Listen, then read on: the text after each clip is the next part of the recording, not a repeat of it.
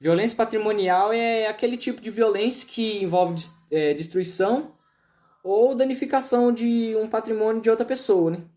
Eu não tenho direito de destruir o patrimônio de outra pessoa, ainda mais porque não é meu. Um exemplo é vandalismo, grafite feita de forma ilegal. O papel da sociedade no combate desse tipo de violência ele é importante, ele é relevante. É uma questão de respeito. É uma questão de respeito ao patrimônio e o papel da sociedade em conscientizar essas pessoas sobre o respeito ao patrimônio, pois esse respeito ele é essencial, né, para criar um ambiente pacífico e harmonioso. As consequências. Consequência é com o excesso desse tipo de violência patrimonial, o ambiente se torna mais, vamos dizer assim, feio. Mais feio, menos atraente, né? As pessoas vão ter medo de passar naquele lugar ali, vão ter um certo preconceito porque pela visão delas é um lugar que se concentra crime e com o tempo se torna realidade mesmo. Esses lugares, esse tipo de lugar que sofre violência patrimonial, eles acabam sendo vítimas de esse lugar que sofre esse tipo de violência, ele acaba sendo um ponto de crime, né? Então as pessoas vão ter um certo preconceito ali. Bom, vou falar um pouco sobre a violência patrimonial. Então, ela é uma forma de abuso, né, que envolve a manipulação, a subtração ou a destruição dos bens e recursos de uma pessoa, né, e afetando especialmente as mulheres e as pessoas com deficiência, claro. Para as mulheres, essa violência ela é muitas vezes ela ocorre em relacionamentos abusivos, onde o controle financeiro é usado, né, para limitar a sua autonomia e segurança. Já para as pessoas com deficiência, o controle sobre recursos essenciais é como um equipamento, né, de mobilidade e pode até intensificar a sua vulnerabilidade. Ambos os grupos enfrentam os preconceitos, né, que dificultam as buscas por ajuda e a falta de informação sobre os direitos. Torna a situação ainda mais difícil, né, crítica. Assim, é essencial que a sociedade reconheça o combate e essa forma, né, de violência por meio de políticas públicas e serviços de apoio.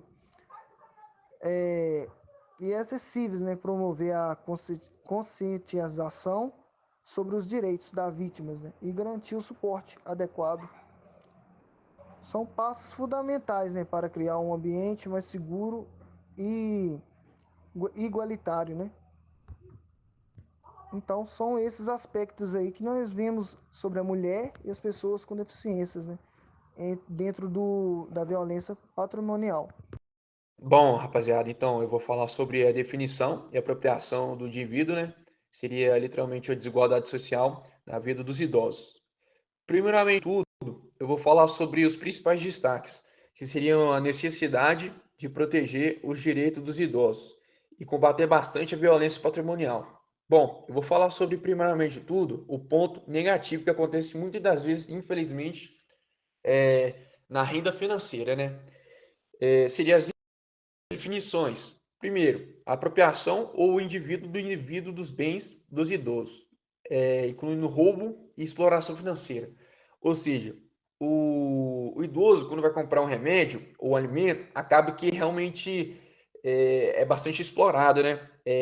As pessoas acabam enganando os idosos, roubo é muito frequente, né? E infelizmente acontece, né, no Brasil. Não só no Brasil, como no mundo, nos Estados Unidos, entre outros países, né? Mas e também os idosos podem causar bastante vulnerabilidade, né? Que são alvos de roubo e limitações físicas, isolamento social. Acaba que causando a desigualdade social na vida deles, né? Muitos vivem com a renda baixa e que pode acabar se tornando mais sustentáveis e abusos agravados pela falta de políticas públicas. E também vamos falar sobre a consequência, né? Que agrava tudo isso. Seria as perdas da autonomia e danos emocionais. Principalmente, os idosos acabam começando a ter bastante ansiedade, isso pode piorar muito a vida, a saúde dos idosos, né? Que acaba agravando tudo isso. E a gente tem que começar a pensar e procurar bastante os direitos, né? De educação sobre os direitos e principalmente o apoio jurídico e política pública que melhora bastante a qualidade de vida dos idosos. A violência patrimonial, que envolve a destruição de bens, impacta negativamente crianças expostas a esses ambientes, especialmente quando associadas ao uso de drogas. Isso gera vulnerabilidade. As crianças que estão expostas a esses ambientes podem gerar vulnerabilidade, pois ficam inseguras e principalmente estressadas com os acontecimentos.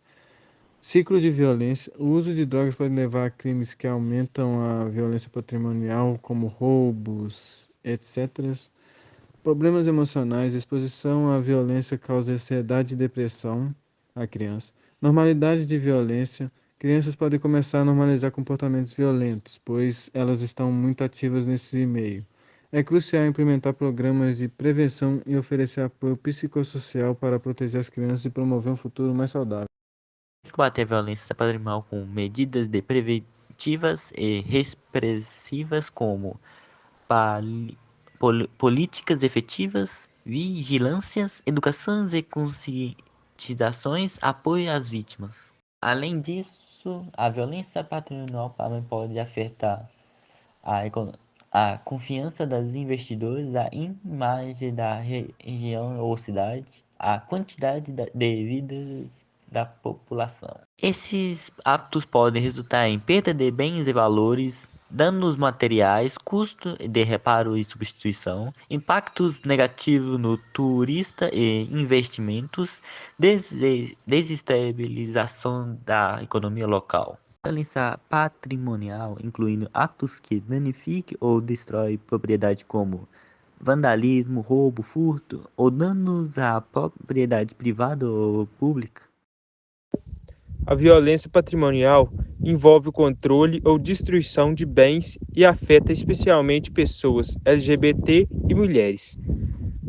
Nas reações abusivas, isso aumenta a vulnerabilidade econômica, enquanto o machismo limita a autonomia feminina. As consequências incluem problemas de saúde mental, como estresse e depressão, além de impactos na saúde física devido à insegurança financeira.